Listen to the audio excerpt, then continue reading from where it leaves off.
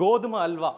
400 gram சம்பா கோதுமை, முழு கோதுமையை வாங்கி 2 hours ஊற வச்சு, அதுக்கப்புறம் வந்து அதை நல்லா வந்து கெட்டியாக ஒரு 2 லிட்டர் தண்ணி ஊற்றி நல்லா கெட்டியாக அரைச்சு பால் எடுத்து வச்சு, ஒரு நாள் வந்து அந்த பால் வந்து நல்லா புளிக்கணும்.